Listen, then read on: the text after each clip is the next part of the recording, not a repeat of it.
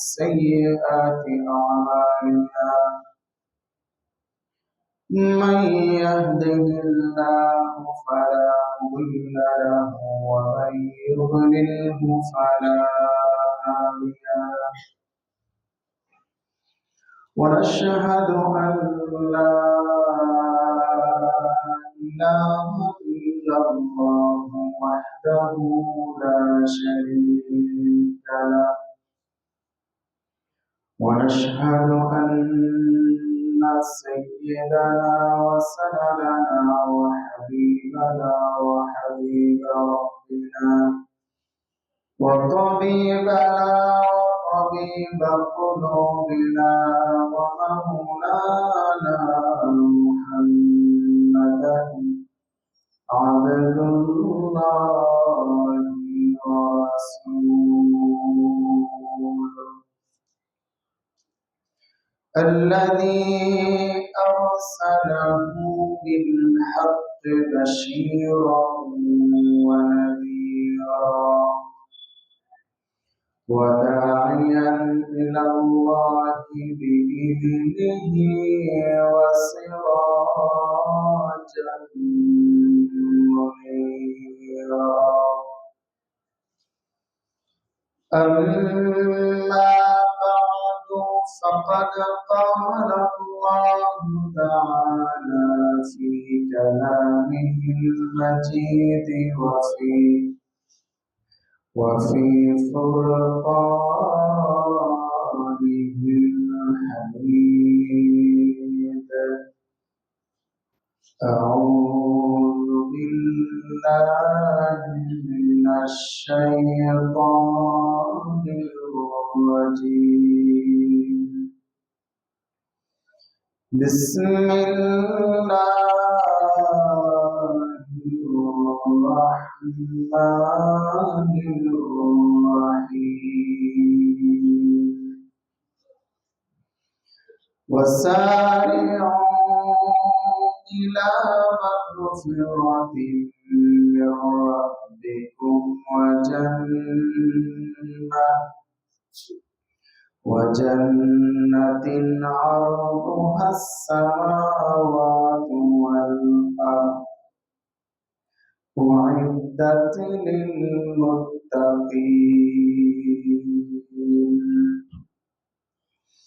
آمنت بالله صدق الله مولانا العلي العظيم وبلغنا رسوله النبي الكريم ونحن على ذلك لمن الشاهدين والشاكرين والحمد لله رب العالمين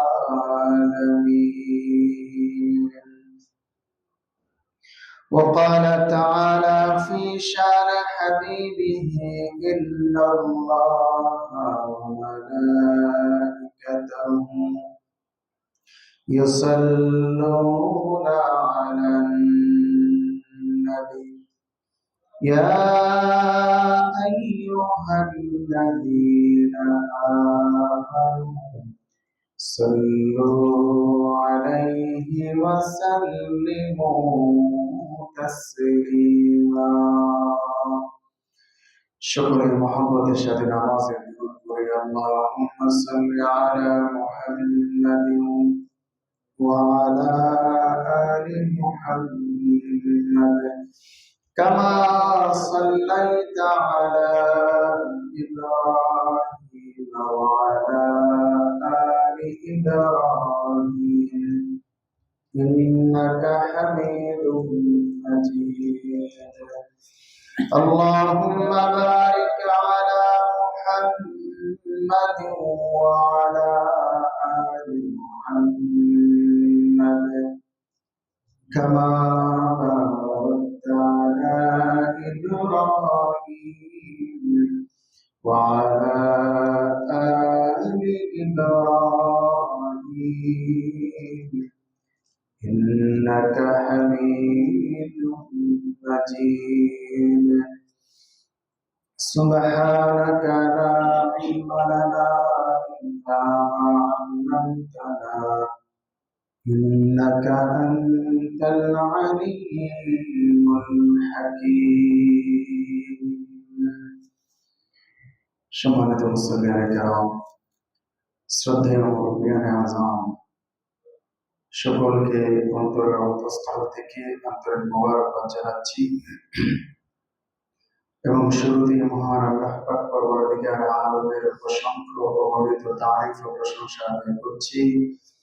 সেই মহান মুনিবের দরবারে আলিশানে লাখো কোটি শুকর এবং সুজুদ পেশ করছি, যে মহান রব্বে যুল জালাল আমাদেরকে অত্যন্ত দয়া করে, মায়া করে, মহাব্বত করে, ভালোবেসে পবিত্র মাহে শাবানের প্রথম জুমাবারে মুসলিম উম্মাহের সাপ্তাহিক ঈদ ও আনন্দের দিনে আল্লাহ পাকের মহান হুকুম সালাতুল জুমা আদায় করার লক্ষ্যে আল্লাহ তাআলার পবিত্র ঘর মসজিদে হাজির হওয়ার তৌফিক এনায়েত করেছেন। এজন্য আমরা সবাই দিল থেকে শুকরিয়া আদায় করে পড়ি আলহামদুলিল্লাহ। মুহতারাম হাজিরিন,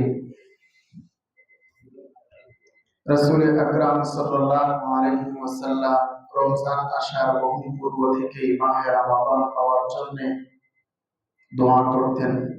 বিশেষ করে রজব মাস দাখিল হওয়ার পর থেকেই নবীজি একটি দোয়া করতেন, আল্লাহুম্মা বারিক লানা ফি রজব ওয়া শাবান ওয়া বাল্লিগনা রমাদান। হে আল্লাহ, আপনি আমাদেরকে রজব ও শাবানের বরকত দান করুন এবং মাহে রমাদান পর্যন্ত সুস্থতা এবং নেক হায়াতের সাথে পৌঁছে দিন। মাহে রমাদান আমাদের ভাগ্যে নসিব করুন। এই দোয়াটি নবীজি করতেন, আমরাও সেই দোয়া করছি। আল্লাহ তাআলা যেন আমাদেরকে মাহে রমাদান এবং তার ফজিলত এবং সেই মাসে আল্লাহ তাআলার সন্তুষ্টি মোতাবেক মকবুল গুলামির তৌফিক এনায়েত করেন, আমিন। মুহতারাম হাজিরিন, যেই 2 মাস পূর্ব থেকে রাসূল সাল্লাল্লাহু আলাইহি ওয়াসাল্লাম এই দোয়া করতেন, তার একটি মাস মাহে রজব অলরেডি আমাদের থেকে বিদায় নিয়ে গেছে। আমাদের সামনে চলমান মাস, সেটা হচ্ছে মাহে শাবান। মাহে শাবানের আজকে প্রথম জুমার দিন, শাবান মাসের আজকে 3 তারিখ। আমরা আজকের এই জুমার আলোচনায় অতি সংক্ষেপে মাহে শাবানের ফজিলত এবং করণীয় সম্পর্কে কিছু কথা আমরা জানার চেষ্টা করব। আল্লাহ তাবারক ওয়া তাআলা যদি আমাকে তৌফিক এনায়েত করেন, আল্লাহ তাআলা যেন যেই কথাগুলো বলবো এই কথাগুলোর উপরে আমাকে এবং আমাদের সকলকে আমল করার তৌফিক দান করেন, আমিন। মুহতারাম হাজিরিন, এই মাহে শাবান অত্যন্ত ফজিলতপূর্ণ মাস, অত্যন্ত বরকতের মাস। কত ফজিলত!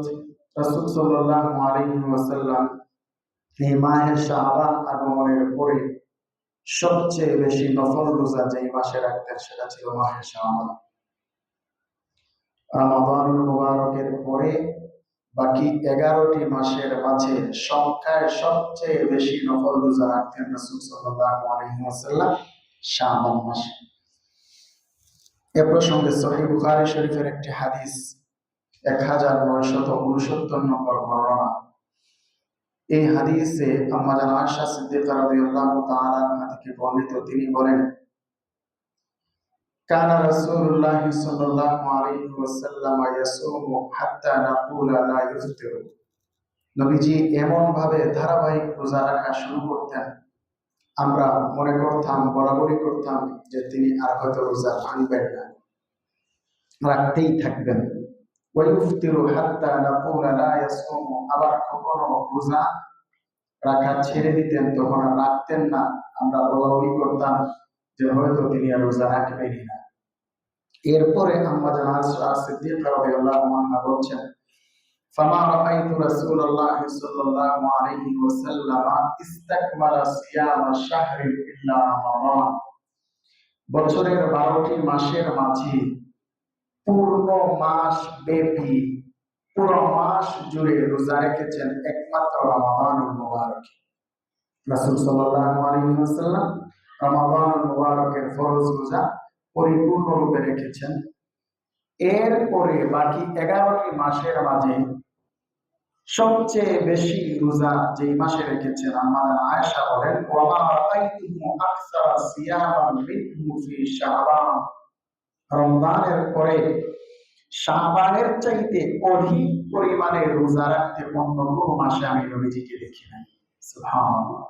মানে শাবান মাসে রমজানের পরে সবচেয়ে বেশি নফল রোজা রাখতেন রাসূল সাল্লাল্লাহু আলাইহি ওয়াসাল্লাম। সহিহ বুখারীর আরেকটি বর্ণনা 1970 নম্বর বর্ণনা আম্মা আয়েশা থেকে রিওয়ায়াত, তিনি বলেন লাম ইয়াকুনিন নাবিয়্যু সাল্লাল্লাহু আলাইহি ওয়াসাল্লাম ইয়াসুমু শাহরান আকসারা মিন শাবান, শাবান ছাড়া অন্য কোনো মাসে 11 মাসের মাঝে রমজান ছাড়া অধিক রোজা নবীজি রাখতেন না। ফাইন্নাহু কানা ইয়াসুমু শাবান কুল্লাহ, রাসূল সাল্লাল্লাহু আলাইহি ওয়াসাল্লামের শাবান মাসে রোজা রাখা আধিক্য দেখে মনে হতো তিনি পুরা মাসটাই রোজা রাখছেন। সুবহানাল্লাহ। এত বেশি নফল রোজা রাখতেন, মনে হতো শাবানের পুরা মাসটাই তিনি রোজা রেখেছেন।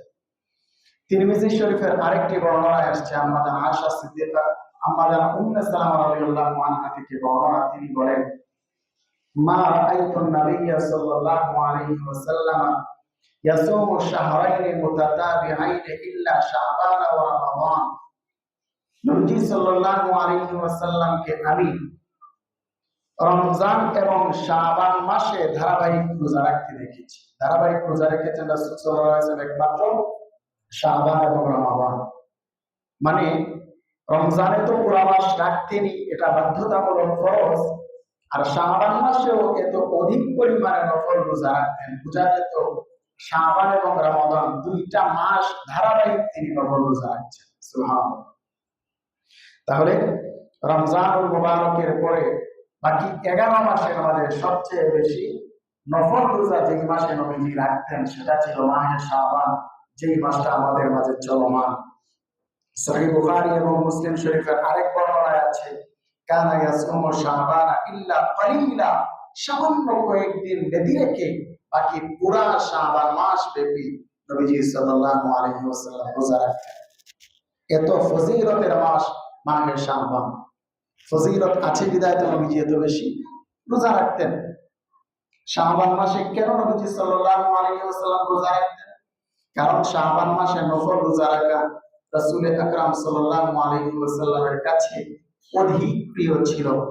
মুসনাদে আহমদ এবং সুনানে আবু দাউদের বর্ণনা, আম্মা আয়েশা সিদ্দিকা রাদিয়াল্লাহু আনহা বলেন কানা আহাব্বু শুহুরি ইলা রাসূলিল্লাহ সাল্লাল্লাহু আলাইহি ওয়াসাল্লাম আইয়াসুমাহু শাবান, নবীজি সাল্লাল্লাহু আলাইহি ওয়াসাল্লামের কাছে রমাদানুল মুবারকের পরে নফল রোজা রাখার সবচেয়ে পছন্দনীয় মাস ছিল শাবান মাস। রমজানের পরে বাকি 11 মাসের মাঝে সবচেয়ে বেশি নফল রোজা রাখা পছন্দ করতেন নবীজি মাহে শাবান। সুবহানাল্লাহ। তাহলে এত ফজিলতপূর্ণ একটি মাস আমাদের সামনে চলতেছে, এই মাসে বেশি বেশি নফল রোজা রাখার চেষ্টা আমরা করবো ইনশাআল্লাহ। মোহতারাম হাজিরিন, এখানে একটা প্রশ্ন উত্থাপিত হয়। সহিহ মুসলিম শরীফের একটা হাদিসে আছে আন আবি হুরায়রা রাদিয়াল্লাহু আনহু قال رسول الله صلى الله عليه وسلم, আবু হুরায়রা রাদিয়াল্লাহু আনহু থেকে বর্ণিত, তিনি বলেন আল্লাহর রাসূল সাল্লাল্লাহু আলাইহি ওয়াসাল্লাম ইরশাদ করেছেন আফদালুস সিয়াম বা'দা রমাদান শাহরুল্লাহিল মুহাররম, রমজানের পরে সবচেয়ে ফজিলতের রোজা হচ্ছে মাহে মুহররমের রোজা। মুহররম মাসে রোজা সবচেয়ে ফজিলতপূর্ণ। ওয়া আফদালুস সালাতি বা'দাল ফরিদাতি সালাতুল লাইল, ফরজ নামাজের পরে সবচেয়ে ফজিলতপূর্ণ নামাজ হচ্ছে রাতের নামাজ, তাহাজ্জুদের নামাজ। তো এই হাদিসে মুহররম মাসের রোজাকে রমজানের পরে সবচেয়ে ফজিলতপূর্ণ রোজা বলা হয়েছে। এটার জবাব কি? এটার জবাব হচ্ছে যে রমজানের পরে মুহররম মাসের রোজাটাই নফল রোজার দিক দিয়ে শ্রেষ্ঠ মাস, শ্রেষ্ঠ রোজা। এরপরে সিরিয়ালি শাবান, কিন্তু সংখ্যায় অধিক পরিমাণে নফল রোজা রাখতেন যেই মাসে রাসূল সাল্লাল্লাহু আলাইহি ওয়াসাল্লাম, সেটা ছিল শাবান। সংখ্যায় বেশি পরিমাণে রোজা রাখতেন শাবান মাসে, যতটা রোজা তিনি মুহররম মাসে রাখতেন না। তাহলে বোঝা গেল এই মাহে শাবানের রোজা রাখা ফজিলত আছে। দুই নাম্বার পয়েন্ট, এই মাহে শাবানে রাসূল আকরাম সাল্লাল্লাহু আলাইহি ওয়াসাল্লাম কেন নফল রোজা অধিক পরিমাণে রাখতেন? একটি হাদিসে তার দুটি কারণ উল্লেখ করা হয়েছে। এটা মুসনাদে আহমদ এবং সুনানে নাসাই শরীফের হাদিস। রাসূল আকরাম সাল্লাল্লাহু আলাইহি ওয়াসাল্লামের একজন প্রিয় পাত্র ছিলেন, অনেক মহব্বতের একজন সাহাবী, রাসূলের নাতি, ওনার পালক পুত্র যায়েদ রাদিয়াল্লাহু আনহুর ছেলে উসামা ইবনে যায়েদ। সেই উসামা রাদিয়াল্লাহু আনহু, যাকে হিব্বু রাসূলিল্লাহ বলা হয়, রাসূলের প্রিয় পাত্র হিসেবে ওনার লকব এবং টাইটেল লাগিয়ে দেওয়া হয়েছিল। উনি হাদিসটি বর্ণনা করেছেন। তিনি বলেন, আমি একদিন রাসূল আকরাম সাল্লাল্লাহু আলাইহি ওয়াসাল্লামকে বললাম, ইয়া রাসূলুল্লাহ, লাম আরাকা তাসুমু শাহরান মিনাশ শুহুরি মা তাসুমু মিন শাবান। আমি রমাদানুল মুবারকের পরে বাকি 11 মাসের ভেতরে শাবান মাসে আপনাকে যত বেশি রোজা রাখতে দেখি, অন্য কোনো মাসে এত বেশি নফল রোজা রাখতে আপনাকে দেখি নাই। এর কারণ কি, তার রহস্য কি? তখন নবী করিম সাল্লাল্লাহু আলাইহি ওয়াসাল্লাম বলেছিলেন, দুটি কারণে আমি মাহে শাবানে বেশি বেশি নফল রোজা রাখি। এক নাম্বার কারণ, যালিকা শাহরুন ইয়াগফুরুন নাসু আনহু বাইনা রাজাব ওয়া রমাদান। এটা এমন একটি মাস, শাবান মাস, যেই মাসটা রজব এবং রমাদানুল মুবারকের মধ্যবর্তী মাস। এই মাসে মানুষ সাধারণত গাফিলতির ভেতরে দিয়ে সময় কাটায়, এই মাসটাকে গুরুত্ব দেয় না। আগের মাস রজব মাস, এটাকে গুরুত্ব দেয় কারণ এরা সম্মানিত 4 মাসের একটি মাস। সম্মানিত 4 মাস কয়টি? 4টি। মুহররম, যুলকাআদা, যুলহিজ্জা এবং রজব। সম্মানিত যে 4টি মাস, এর মাঝে একটি হচ্ছে রজব। সম্মানিত মাস হিসেবে রজব মাসের আলাদা একটা গুরুত্ব আমাদের অনেকের কাছেই থাকে। আর রমাদানুল মুবারক, এটা সারা বছরের মাঝে সবচেয়ে শ্রেষ্ঠ মাস। এটা তো অবশ্যই গুরুত্বের দাবি রাখে এবং আমরা গুরুত্ব সবচেয়ে বেশি দিয়েও থাকি। তাহলে নবীজি বলেন, রজব সম্মানিত 4 মাসের একটি হওয়ার কারণে এর গুরুত্ব অনেকের কাছে থাকে। রমজান বছরের শ্রেষ্ঠ মাস হওয়ার কারণে তার গুরুত্ব সবার কাছেই থাকে। কিন্তু রজব আর রমাদানের মধ্যবর্তী মাস হচ্ছে শাবান মাস। এটা অনেক সময় গাফিলতির ভেতরে অনেকে কাটিয়ে দেয়। তো যেই মাসটা গাফিলতির ভেতরে কাটে, মানুষ অবহেলায় কাটায়, সেটাকে মূল্যায়ন করে না। আমি সেটাকে মূল্যায়িত করতে চাই। সুবহানাল্লাহ। দেখবেন, সালাম দেওয়া সুন্নাহ। সালাম দেওয়া কি? গুরুত্বপূর্ণ সুন্নাহ। এটা দোয়ামূলক একটি বাক্য। আমরা অনেক বড় পর্যায়ের সম্মানী মানুষদেরকে সালাম দিই, চেয়ারম্যান, মেম্বার, ইমাম সাহেব, হুজুর সাহেব, সমাজের সম্মানিত মুরব্বীদেরকে, ব্যক্তিদেরকে আমরা সালাম দিই। কিন্তু সমাজের সাধারণ শ্রেণীর কিছু মানুষ আছে, একজন রিক্সা ড্রাইভার যখন রাস্তা দিয়ে চলাচল করে, তাকে কেউ সালাম দেয় না। দেয় কেউ? রিক্সা ড্রাইভারকে, এই মামা কোথায় যাবেন, চলো, এই বলে নিয়ে যায়, কিন্তু সালাম মুখে কেউ চাইত হয় না। রাসূল সাল্লাল্লাহু আলাইহি ওয়াসাল্লামের গুরুত্বপূর্ণ সুন্নাত, সালামের সুন্নাত চিন্তা করার উদ্দেশ্যে যদি কেউ একজন রিক্সা ড্রাইভারকে, একজন নাইট গার্ডকে সালাম দেয়, তাহলে সালাম দেওয়ার শর্ত পানি একটা অবহেলিত সুন্নাহকে জিন্দা করার কারণে সে অধিক সওয়াব পায়। সুবহানাল্লাহ। তাহলে যে জায়গায় যে বিষয়টা অবহেলিত, সেটাকে গুরুত্ব দেওয়া। আমরা সবাই সবার সামনে 5 ওয়াক্তের নামাজ ঠিকই করি, অন্যান্য সুন্নত নফল নামাজগুলো ঠিকই আদায় করি, কিন্তু শেষ রাতে তাহাজ্জুদের নামাজের গুরুত্ব সবার কাছে থাকে না। অনেকেই সেটা অবহেলায় কাটিয়ে দেয়, রাতে ঘুরে সবার সময় পাস হয়ে যায়। ওই সময়টাকে কেউ যদি আলাদা গুরুত্ব দেয়, এজন্য তাহাজ্জুদের নামাজের গুরুত্ব বেশি হয়ে যায়। আল্লাহর কাছে ওলি হওয়ার, আল্লাহর বন্ধু হওয়ার, প্রিয় পাত্র এবং নৈকট্যশীল বান্দা হওয়ার সবচেয়ে বড় মাধ্যম হচ্ছে সালাতুত তাহাজ্জুদ। মুহতারাম হাজিরিন, তাইলে এর আলাদা গুরুত্ব আছে। সালাতুত তাহাজ্জুদ অধিকাংশের কাছে গুরুত্বহীন, অবহেলিত, কিন্তু যারা গুরুত্ব দেয় এদের জন্য ফজিলতপূর্ণ। এজন্য নবী সাল্লাল্লাহু আলাইহি ওয়াসাল্লাম বলেন, রজব এবং রমজানের গুরুত্ব আছে 2 দিক বিবেচনায়, কিন্তু শাবানটা একটু গাফিলতির ভেতরে কাটে বিদায় এই শাবান মাসে বেশি বেশি নফল রোজা রেখে আমি এটা গুরুত্ব দিতে চাই। এটা একটা কারণ। উসামা ইবনে যায়েদের এই জিজ্ঞাসার জবাবে দ্বিতীয় কারণ হিসেবে নবীজি সাল্লাল্লাহু আলাইহি ওয়াসাল্লাম উল্লেখ করেন, ওয়া হুয়া শাহরুন তুরফাউ ফীহি আল-আমালু ইলা রাব্বিল আলামিন। শাবান মাস এটা এমন এক মাস, এই মাসে রব্বুল আলামিন আল্লাহ তাবারাক ওয়া তাআলার দরবারে বান্দাবান্দীদের আমলের রিপোর্ট পেশ করা হয়। সুবহানাল্লাহ। আর ফাতুহিব্বু আন ইউরফা আমালি ওয়া আনা সাইম, আমি চাই আমার আমলের রিপোর্টটা আল্লাহর কাছে ওই অবস্থায় পেশ করা হোক যে আমি রোজাদার, আমি শাবান মাসে রোজা অবস্থায় থাকবো, আর ওই সময় আমার রোজা অবস্থার আমলটা আল্লাহর কাছে পেশ করা হবে। এই উদ্দেশ্যে আমি এই মাসে রোজা রাখি।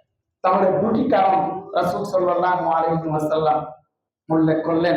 একটি হচ্ছে শাবান মাস অনেকে গাফলতিতে কাটায়, অবহেলায় কাটায়, বিদায় নবীজি সেটাকে আলাদা গুরুত্ব দেওয়ার উদ্দেশ্যে অধিক পরিমাণে নফল সিয়াম রাখেন।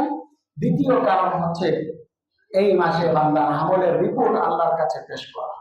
এবার প্রশ্ন হয়, আমরা বিভিন্ন হাদিসে জেনেছি রাসূল সাল্লাল্লাহু আলাইহি ওয়াসাল্লাম বলেছেন প্রতি সোম এবং বৃহস্পতিবারে বান্দার আমলের রিপোর্ট আল্লাহ তাবারক ওয়া তাআলার কাছে পেশ করা হয়।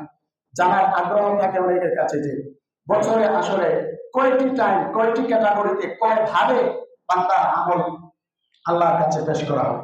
তিনটি ক্যাটাগরিতে, তিনটি তরিকায়, তিনটি সময়ে আল্লাহর কাছে আমল পেশ করা হয়। সুবহানাল্লাহ। যারা অফিস আদালতে জব করেন, যারা চাকরি করেন, তারা তাদের উচ্চপদস্থ কর্মকর্তাদের কাছে, মালিক পক্ষের কাছে তারা তাদের কাজের ধরন সবকিছুর রিপোর্ট পেশ করেন। এই রিপোর্টটা কয়েক ধরনের হয়। একটা রিপোর্ট হয় বাৎসরিক রিপোর্ট, একটা হয় মাসিক রিপোর্ট, একটা হয় ত্রৈমাসিক রিপোর্ট, এভাবে একটা হয় সাপ্তাহিক, দৈনিক, এভাবে বিভিন্ন ক্যাটাগরিতে আমরা রিপোর্ট পেশ করে থাকি। ঠিক তেমনি ভাবে বান্দার আমলের রিপোর্ট পেশ করার কয়েকটা ক্যাটাগরি। এর মাঝে একটা হচ্ছে আল্লাহ তাবারক ওয়া তাআলার কাছে দৈনিক একটা রিপোর্ট পেশ করা হয়। দৈনিক রিপোর্ট পেশ করার সময়টা হচ্ছে প্রতি সকাল এবং সন্ধ্যা, প্রতি সকাল এবং সন্ধ্যা। এজন্য সকাল সন্ধ্যায় জিকিরের আলাদা একটা গুরুত্ব আছে। আল্লাহ সুবহানাহু ওয়া তাআলা সূরাতুল আহজাবের 41-42 নম্বর আয়াতে ইরশাদ করেছেন, ইয়া আইয়ুহাল্লাযীনা আমানু যিকুরুল্লাহ যিকরান কাসীরা, হে মুমিনগণ তোমরা বেশি বেশি আল্লাহ তাআলার জিকির করো, ওয়াসাব্বিহুহু বুকরাতান ওয়া আসীলা, বিশেষ করে সকাল সন্ধ্যায় আল্লাহর জিকির বেশি করো। স্বাভাবিকভাবে পুরা দিন ব্যাপী রাতে দিনে আমরা আল্লাহকে স্মরণ করব, বিশেষভাবে খাসভাবে সকালে এবং সন্ধ্যায় আল্লাহর জিকিরের কথা বলা হয়েছে। ফজর এবং আসরের ওয়াক্ত, অর্থাৎ সকাল এবং বিকালের দিকটা, সন্ধ্যার দিকটা আল্লাহর কাছে অত্যন্ত গুরুত্বপূর্ণ। এজন্য ফজরের সময়ের তিলাওয়াতের আলাদা মাহাত্ম্য আছে। আল্লাহ তাবারক ওয়া তাআলা কোরআনে ইরশাদ করেছেন, ইন্না কুরআনাল ফাজরি কানা মাশহুরা, ফজরের সময় কোরআন তিলাওয়াতের সাক্ষী হয়ে যান ফেরেশতারা। সুবহানাল্লাহ। এজন্য ফজরের সময় ইবাদতের গুরুত্ব আছে। তাছাড়া একটি হাদিসে আছে, সহিহ বুখারী এবং মুসলিম শরীফের বর্ণনা, আবু হুরায়রা থেকে রিওয়ায়াত, নবীজি সাল্লাল্লাহু আলাইহি ওয়াসাল্লাম ইরশাদ করেছেন, ইয়াতাআকাবুনা ফীকুম মালাইকাতুন বিল-লাইলি ওয়া মালাইকাতুন বিন-নাহার, তোমাদের কাছে পর্যায়ক্রমে ফেরেশতাদের দুটি টিম আগমন করে থাকেন, একদল রাতের ফেরেশতা আর একদল দিনের ফেরেশতা। ওয়ায়াজতামিউনা ফি সালাতিস সুবহি ওয়া সালাতিল আসর, এই যে রাত এবং দিনের দুই গ্রুপের, দুই শিফটের ফেরেশতাদের দুইটা টাইমে তাদের মুলাকাত হয়ে যায়। একটা হচ্ছে ফজরের সময়, আরেকটা হচ্ছে বিকাল বেলা সন্ধ্যার আগে আসরের সময়। যখন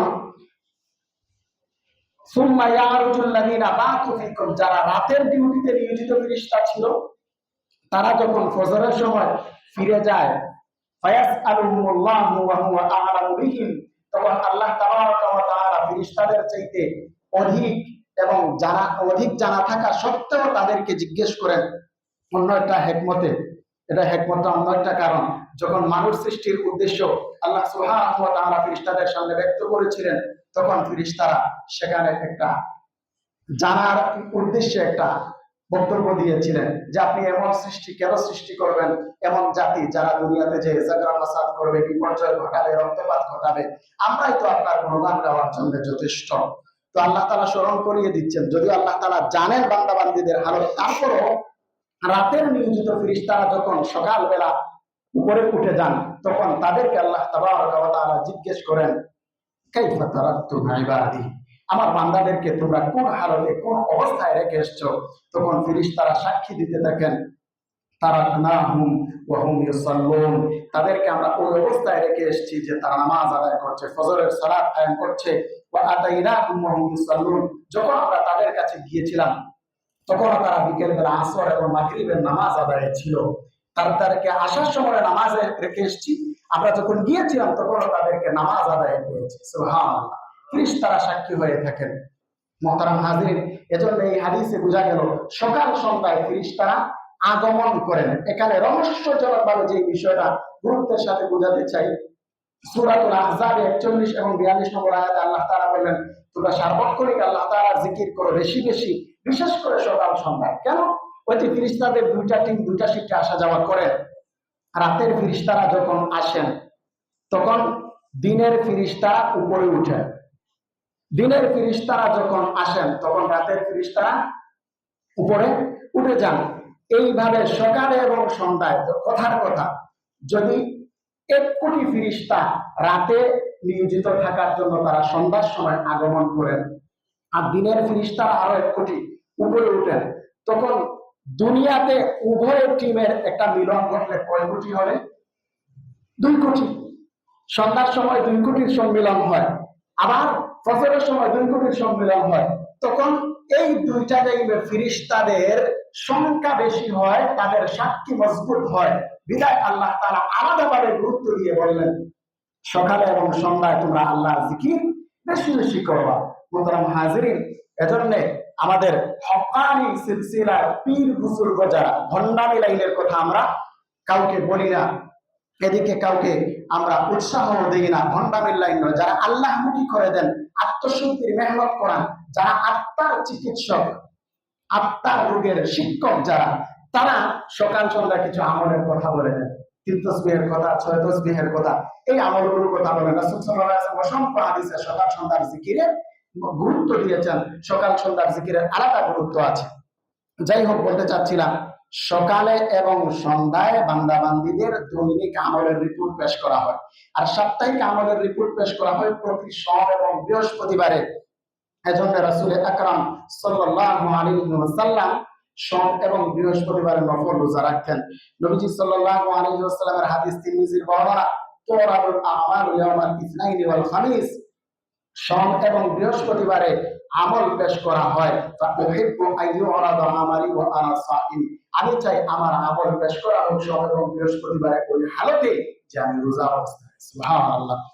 এজন্য প্রতি সোম এবং বৃহস্পতিবারে নবীজি সাল্লাল্লাহু আলাইহি ওয়াসাল্লাম নফল সিয়াম রাখতেন। তাহলে সাপ্তাহিক আমলের রিপোর্ট পেশ করা হয় সোম এবং বৃহস্পতিবারে। আর 3 নাম্বার ক্যাটাগরি, বার্ষিক রিপোর্ট পেশ করা হয় এই মাহে শাবান। সুবহানাল্লাহ, যেটা আমাদের সামনে চলমান। এজন্য নবীজি হাদিসে বলেছেন, মুসনাদে আহমদ এবং আবু দাউদের হাদিস, উসামা ইবনে যায়েদ রাদিয়াল্লাহু তাআলা জিজ্ঞাসার জবাবে কেন অধিক পরিমাণে শাবান মাসে নফল রোজা রাখেন, তার দ্বিতীয় কারণ হিসেবে নবীজি উল্লেখ করলেন, এই মাসে বান্দাবান্দীদের আমলের বার্ষিক রিপোর্ট আল্লাহ তাআলার কাছে পেশ করা হয়। আমি চাই আমার আমলের রিপোর্ট পেশ করা হোক ওই অবস্থায় যে আমি রোজা দেওয়া। সুবহানাল্লাহ। 4 নাম্বার ক্যাটাগরি আরেকটা, এটা হচ্ছে চূড়ান্ত ফাইনাল রিপোর্ট, মৃত্যুর সময়। মৃত্যুর সময় আমাদের প্রত্যেকের আমলের রিপোর্টটা আল্লাহর কাছে পেশ করা হয়। যাই হোক, আমরা বলছিলাম এই মাসে নবীজি সাল্লাল্লাহু আলাইহি ওয়াসাল্লাম সবচেয়ে বেশি রোজা রাখতেন। তার 2টি কারণ, রজব এবং রমাদান আমাদের কাছে গুরুত্বপূর্ণ। নবীজি বলেন শাবানটা একটু অবহেলিত, এই অবহেলিত মাসকে আমি অধিক মূল্যায়ন করার সাথে বেশি রোজা রাখি। দ্বিতীয় কারণ, এই মাসে আমলের রিপোর্ট পেশ করা হয় বিধায় আমি রোজা রাখি। তাছাড়া আরো 2টি রহস্য এবং কারণ আছে, গুরুত্বপূর্ণ 2টি উপকারিতা আছে এই মাহে শাবানে রোজা রাখার। একটি উপকারিতা হলো আমাদের সামনে প্রত্যাশন্ন রমাদান। একটা বছর যখন চলে যায়, বাকি 10-11 মাস যাওয়ার পরে স্বাভাবিকভাবেই রমজানের রোজা রাখাটা হুট করে চলে আসলে আমাদের জন্য কঠিন হয়ে যেতে পারে। এজন্য আগে থেকেই মাহে শাবানে কিছু নফল সিয়াম রাখার মাধ্যমে আমরা নিজেদেরকে অভ্যস্ত করে নেওয়া, প্র্যাকটিসের উদ্দেশ্যে, রিহার্সালের উদ্দেশ্যে আমরা কিছু নফল রোজা এই মাহে শাবানে রাখতে পারি। দ্বিতীয় আরেকটি রহস্য, আরেকটি উপকারিতা আছে, সেটা হচ্ছে ইসলামের বিধানগুলো অত্যন্ত সুন্দর, অত্যন্ত চমৎকার ভাবে সাজানো। আল্লাহ সুবহানাহু ওয়া তাআলা প্রত্যেকটা ফরজ বিধানের সাথে কিছু সুন্নত এবং নফল আমল নিয়েছেন। প্রত্যেক 5 ওয়াক্তের নামাজের সাথে আগে পরে কিছু সুন্নত নফল নামাজ থাকে। ঠিক তেমনি ভাবে রমজানের ফরজ রোজার আগে এবং পরে কিছু নফল রাখা হয়েছে। ইমাম ইবনে রজব হাম্বলি রাহমাতুল্লাহি আলাইহি ওনার লাতাইফুল মাআরিফ নামক কিতাবের 188 নম্বর পৃষ্ঠায় এই বিষয়টা উল্লেখ করেছেন যে নামাজের আগে পরে যেভাবে নফল এবং সুন্নত আছে, ঠিক তেমনি ভাবে রমজানের রোজার আগে পরে কিছু নফল এবং সুন্নত আছে। শাবান মাসে আমরা কিছু নফল রোজা রাখলাম, এটা আমাদের রমজানের ফরজের ঘাটতি পুরা করবে। আর রমজানের পরেও আবার শাওয়াল মাসে কিছু নফল রোজা আছে, বিশেষ করে 6টি নফল রোজা আছে। এগুলো রাখলে রমজানের ফরজের যে ঘাটতিটা আছে সেটার পরিপূরক হিসেবে কাজ দিবে। তাহলে এই দুইটি উপকারিতাকে সামনে রেখেও আমরা মাহে শাবানে বেশি বেশি নফল রোজা রাখবো। তবে আমরা সারা মাস ব্যাপী রাখবো না, হয়তো শুরুর দিকে, প্রথম দশকে, দ্বিতীয় দশকে, শেষের দিকে না রাখাটাই ভালো। শেষের দিকেও যদি আপনি লাগাতার রাখতে থাকেন তখন রমজান চলে আসবে, শাবান আর রমজানের মাঝে পার্থক্য বোঝা থাকবে না। রমজানের জন্য আলাদা একটা আমেজ আর আলাদা একটা আমেজ এবং ভালো লাগা যে কাজ করার কথা সেটা আমাদের ভেতরে করবে না, সমান মনে হবে সবকিছু। এজন্য শেষের দিকে না রাখা, বিশেষ করে 29শে শাবান তো অবশ্যই রাখবো না। এটাকে বলা হয়েছে ইয়াউমুশ শাক, সন্দেহের দিন, ওই দিনে রোজা রাখা নিষিদ্ধ। আজকে আমরা যা আলোচনা করলাম, এই আলোচনা থেকে আমরা কয়েকটি করণীয় বড় দাগে বের করতে চাই। এর মাঝে একটি করণীয় হচ্ছে শাবানকে উপলক্ষ করে এই শাবান মাসে আমরা ফরজ নামাজ তো অবশ্যই আদায় করব, না ছাড়বেন আর ছাড়িয়েন না। আল্লাহর ওয়াস্তে আপনাদের কাছে 2 হাত জোর করে বলে নামাজ ছাড়বেন না। নামাজ ছাড়লেন তো জীবনটাকে আরো পিছিয়ে নিয়ে গেলেন। সফলতা চান, কল্যাণ চান, রহমত চান, জীবনের আয় উন্নতি চান, নামাজ ছাড়লে হবে কিভাবে? কারণ সমস্ত সফলতার চাবিকাঠি ঈমানের পরিণাম আছে। নামাজটা ছাড়িয়েন না, যে কোনো হালতে, যে কোনো জায়গায় থাকেন, সফরে হাজারে সব অবস্থায় নামাজ কায়েম করবেন। ফরজ নামাজের পাশাপাশি এই মাসে আমরা প্রথম করণীয় নফল এবং সুন্নতের গুরুত্ব দেব। বিশেষ করে শীতের মৌসুম চলতেছে, এখন রাত অনেক লম্বা, চাইলেই তাহাজ্জুদের নামাজ আদায় করা যায়। এই নামাজটার গুরুত্ব দেওয়ার চেষ্টা করবেন। 2 নাম্বার, যথাসাধ্য স্বাস্থ্যের দিকে খেয়াল রেখে, আপনার ডিউটির দিকেও একটু খেয়াল রেখে যেদিন সুযোগ পাবেন আপনি কিছু নফল রোজা রাখবেন এই শাবান মাসে, এই অনুরোধটা থাকলো। 3 নাম্বার করণীয়, বিগত বছরের কাজা রোজাগুলো আদায় করে নেওয়া। আম্মা জান আয়েশা সিদ্দিকা রাদিয়াল্লাহু তাআলা সাধারণত ওনার আগের বছরের কাজা রোজা শাবান মাসে আদায় করতেন। সারা বছর তিনি পারতেন না। রাসূল সাল্লাল্লাহু আলাইহি ওয়াসাল্লামের সাথে নবীজি যেহেতু বৃহস্পতিবার নফল রোজা রাখতেন, আইয়ামে বীজের রোজা রাখতেন, চন্দ্র মাসের 13, 14, 15 তারিখের রোজা আম্মা জান আয়েশাও সাথে করেই রাখতেন। আবার অন্যান্য সময়গুলোতে রাসূল সাল্লাল্লাহু আলাইহি ওয়াসাল্লামের দিকে লক্ষ্য রেখে তিনি রোজা রাখতেন না, রাসূল সাল্লাল্লাহু আলাইহি ওয়াসাল্লামের যে কোনো প্রয়োজন মেটানোর জন্য। এজন্য উনার দেখা যেত রমজানের যে মাসিক একটা অসুবিধার কারণে, মেয়েরই একটা প্রবলেমের কারণে রোজা রাখা সম্ভব হতো না। এই রোজাটা তিনি অন্যান্য মাসে রাখতে পারতেন না, রমজানের আগে শাবান মাসে এসে কাজা করতেন। এজন্য আমরা যদি আগে রমজানের কাজা হয়ে গিয়ে থাকে কোন রোজা, সেটা আদায় করে না থাকি, এই শাবান মাসে রমজান আসার আগে আগে অবশ্যই কাজা রোজাগুলো আদায় করে নেব। 4 নাম্বার, এই মাসে বেশি বেশি দান সাদাকা করবেন, সাদাকা অভ্যাস করবেন। রমজানে তো সাদাকার মূল্যায়ন আরো বেশি, এর আগে থেকেই আপনি প্র্যাকটিস করলেন। আমাদের সালাফরা, আমাদের পূর্বসূরীরা এই শাবান মাসে অনেকেই যাকাতও দিয়ে দিতেন। এই সাদাকা আলাদা ফরজ, ওয়াজিব বা সুন্নত নয়, কিন্তু সালাফদের আমলে পাওয়া যায় তারা শাবান মাসে দান সাদাকা করতেন। 5 নাম্বার করণীয়, রমজানের হিসাব নিকাশ এখন থেকেই করে দেয়া। নবীজির হাদিস তিরমিজির বর্ণনা আসছে, আহসু হিলালা শাবান আলি রমাদান, তোমরা রমজানুল মুবারকের উদ্দেশ্যে শাবানের চাঁদ গুনতে থাকো। আজকে হয়তো অনেকেই বলতে পারবেন না যে শাবান মাসের কত তারিখ। আজকে শাবান মাসের 3 তারিখ, আগামী 3 ফেব্রুয়ারি মঙ্গলবার দিনগত রাতে শবে বরাত, এটা অনেকেই জানেন না। আর আমাদের রমজান শুরু হবে ফেব্রুয়ারির 19 অথবা 20 তারিখ। যদি শাবান মাসটা 29 দিনে পূর্ণ হয়, 29 দিনে পূর্ণ হওয়ার সম্ভাবনাই বেশি, যেহেতু রজব মাসটা 30 দিনে পূর্ণ হয়েছে। তাহলে 29 দিনে পূর্ণ হলে 19 ফেব্রুয়ারি আমাদের প্রথম রোজা, মানে 18 ফেব্রুয়ারি দিনগত রাতে সাহরি খাওয়া, আর না হয় 20 তারিখ আমাদের প্রথম রোজা। তো এই হিসাবটা লাগিয়ে দেওয়া, রমজানের আলোচনা সর্বত্র করা, ফ্যামিলি বাচ্চা কাচ্চাদেরকে নিয়ে আলোচনা করেন, এটাও কিন্তু সুন্নাহ। রাসূল সাল্লাল্লাহু আলাইহি ওয়াসাল্লামের সুন্নাহ। আজকে 3 তারিখ চলে যাচ্ছে, আর কয় দিন বাকি আছে? আর 26 দিন কিংবা 27 দিন বাকি আছে। এই আলোচনাগুলো সর্বত্র ছড়িয়ে দেওয়া, ঘরে বাহিরে সব জায়গায়, যাতে রমজানের একটা প্রস্তুতি আমাদের হয়ে যায়। মোহতারাম হাজিরিনে কেরাম, এবং রমজান আসার আগে আগে আমরা তাওবা ইস্তিগফারের মাধ্যমে নিজেদেরকে আমরা পবিত্র করে নেওয়া, রমজান আসার আগে আগে শারীরিক ভাবে মানসিক ভাবে রমজানের জন্য প্রস্তুতি গ্রহণ করা। আল্লাহ সুবহানাহু ওয়া তাআলা যেন আমাদেরকে আমল করার তৌফিক দান করেন, আমিন।